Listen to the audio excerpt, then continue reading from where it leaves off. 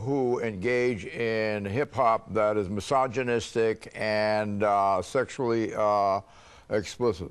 Well, it's not really about the artists. The artists have a lot of different songs on their albums, but the ones that the broadcasters choose to play happen to be the most adult-themed entertainment. If you want to talk about an artist like a 50 Cent who's very popular, he has other songs on his album that would be more appropriate for the age group. And if you wanted to put more adult-themed entertainment on the radio, then you put it on after 10 o'clock.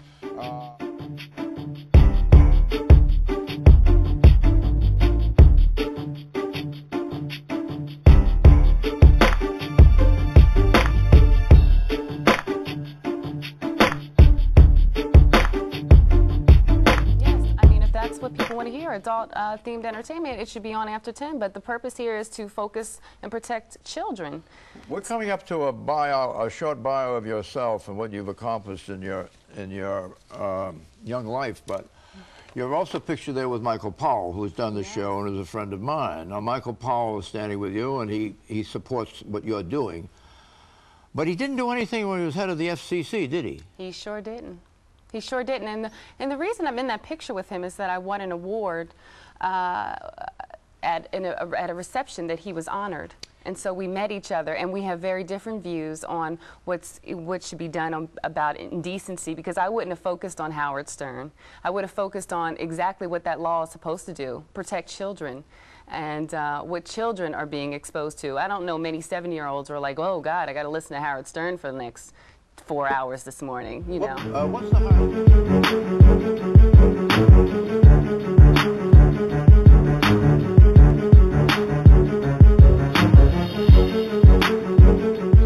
live line by Dr. Edward E. Cornwell III. He is the Chief of Trauma Services at Johns Hopkins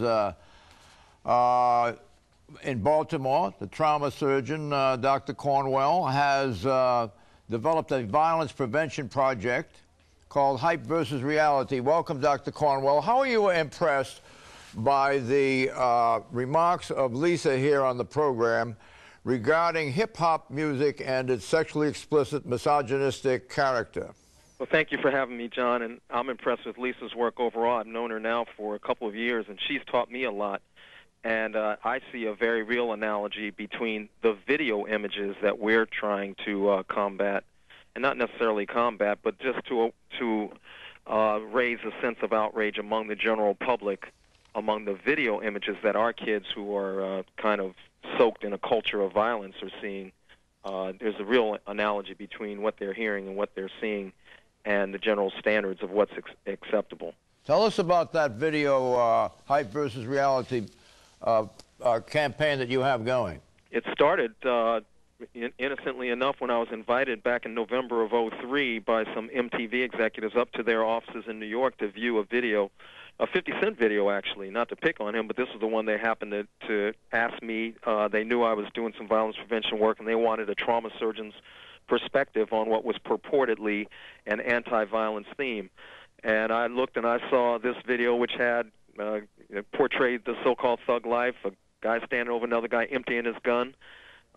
Next few images were the women around him, the bling-bling, as the kids would say, the jewelry, the champagne flowing, and it put a very glamorous slant on what I would call a culture of violence. And I told those executives that day, about 20 of them, 18 of them white and Asian, 18 of them women, but not to play the race card. Black entertainment television has the same images that are just as bad. I told them that it was offensive to me as a trauma surgeon, as a father, and as a black man in America. Was it misogynistic? If the NAACP saw images of Step and Fetch It saying, "Yowza balls," they'd be up in arms. But these images, which probably most whites and many, many blacks use that the depiction of the black male seems to be far more damaging. And so when I see our kids coming into the trauma center, 15, 16, 17-year-old shot, it became clear to me that doing what we usually do, write a paper, present it at our surgical society, a trauma symposium, publish it in our surgical journals, we're speaking to dozens or maybe a few hundred people over the course of 10 months, while the popular culture reaches millions of kids every week. So you see this is quite pernicious, do you not? And you're talking video here. Our guest here is talking radio, and of course radio can cast its own spell too. A perverse spell at times with the words that are used and the beat and also the influence of the stature of the hip hop artist. Yes, I agree. I mean, the general theme, in my opinion, is we're talking about changing a culture. We're talking about stopping this snowball rolling down the hill. We should not fool ourselves with how dominant it is, but to change a culture takes graphic images. Why do you think the market is so large for this kind of music that we're talking about on this program? Circular logic here. You know, those executives told me that day, this is what the market is requesting, and I told them, well, just be honest. You know, the market requested cigarettes 40 years ago, too, and teenage kids all thought it was cool to smoke 40 years ago. Now we have the first generation of kids that are trying to convince their parents to stop smoking, the first generation of teenagers that are less likely to smoke than their parents, and that's because 35 years ago, the images of cigarette smokers on television were removed. So it took generations for that to change. When you went to New York to have your discussion there with executives, video executives, were they executives of color? They were mostly white in that room, and mostly female, I might add. Do you want to say something about that, Lisa? That's the trend in urban radio also. At Hot 97 Embassy Communications, they've never ever had a person of color be the program director there. Matter of fact, their current program director came from a station, a country station. He's never even been connected to the genre or format of music. He was doing country in San Diego, so he's never even been in a top market. I have a name of a Radio 1 executive, and that executive is a white, middle-aged female. She determines much of the content of urban radio broadcasts, and she controls the playlist. You know whom I'm talking about? Yes, Mary Catherine Sneed at Radio 1. She also came from country music. Well, what do you think about this person that has such control over urban radio broadcasts? Is she reflective of the communities that she serves? She is reflective of the executives in the community that she serves. But she is not reflective of the people who listen.